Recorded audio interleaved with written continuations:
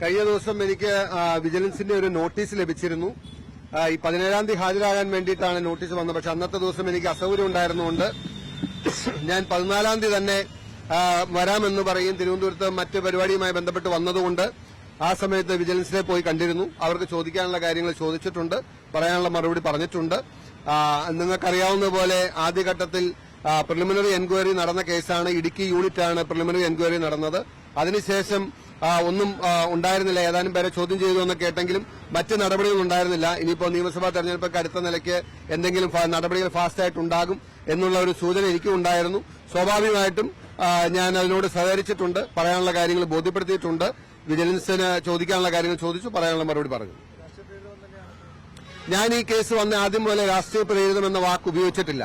ഞാൻ പറഞ്ഞത് ഈ എന്റെ വ്യക്തിപരമായിട്ടുള്ളതോ എന്റെ പ്രൊഫഷണൽ ആയിട്ടുള്ളതോ എന്റെ പൊതുരംഗവുമായി ബന്ധപ്പെട്ടോ ഏത് പ്രവൃത്തിയും ഏത് കാര്യവും ഏത് സർക്കാരോ ഏത് ഏജൻസിയോ ഏത് പോലീസോ അന്വേഷിക്കുന്നതുകൊണ്ട് എനിക്ക് വിരോധമില്ല.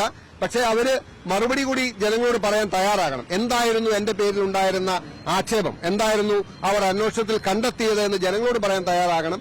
ഏത് പരിശോധനയും ഏത് അന്വേഷണത്തെയും സർവാത്മന ഞാൻ സ്വാഗതം ചെയ്യുന്നു. ഈ വിജിലൻസ് അന്വേഷണത്തെ ഞാൻ സ്വാഗതം ചെയ്യുകയാണ്. ഞാൻ ഒരു കാര്യം കൂടി പറയാം. വിജിലൻസുകാർ ചോദിച്ചത് എന്ന് പറയുന്നത് രണ്ട് കാര്യങ്ങളാണ്. ഒന്ന്, നിങ്ങൾ വാങ്ങിയ ഭൂമിയിൽ അധിക ഭൂമി നിങ്ങളുടെ കൈവശമുണ്ടോ എന്ന് ചോദിച്ചു.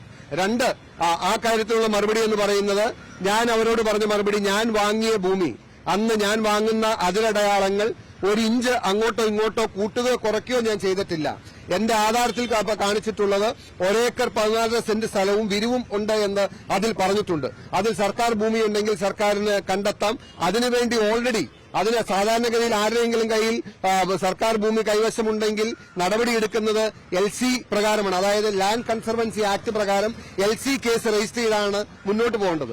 ഓൾറെഡി ഇടുക്കിയിലെ റവന്യൂ ഡിപ്പാർട്ട്മെന്റ് എനിക്കെതിരെ ഒരു LC കേസ് രജിസ്റ്റർ ചെയ്ത് എനിക്ക് അധിക ഭൂമി ഉണ്ടോ എന്നുള്ള പരിശോധന നടക്കുന്നുണ്ട്.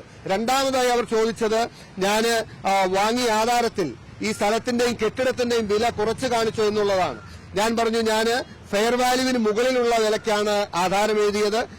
കെട്ടിടത്തിന് കാണിച്ച വില എന്ന് പറയുന്നത് ഓതറൈസ്ഡ് ആയിട്ടുള്ള ആള് കണ്ടെത്തിയ വിലയാണ് ആധാരത്തിൽ കാണിച്ചത്.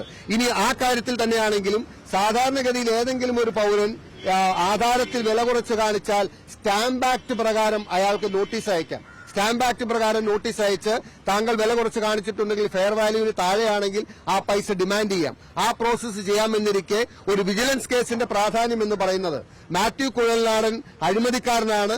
മാത്യു കുഴൽനാടിനെതിരെ വിജിലൻസ് കേസ് ഉണ്ട് എന്ന് പ്രസംഗിക്കുന്നതിനും പറയുന്നതിനും വേണ്ടി പിണറായി വിജയന്റെ സർക്കാർ എടുത്ത കേസാണ്. വിജിലൻസോ റവന്യൂയോ അല്ലെങ്കിൽ പഞ്ചായത്തോ അല്ലെങ്കിൽ സ്റ്റാമ്പ് രജിസ്ട്രേഷൻ ഡിപ്പാർട്ട്മെന്റോ ആര് വേണമെങ്കിലും അന്വേഷിക്കട്ടെ, എത്ര വേണമെങ്കിലും അന്വേഷിക്കട്ടെ, ഏത് അന്വേഷണത്തിനും സർവാത്മന സ്വാഗതം ചെയ്യുന്നു എന്നാണ് എന്റെ നിലപാട്.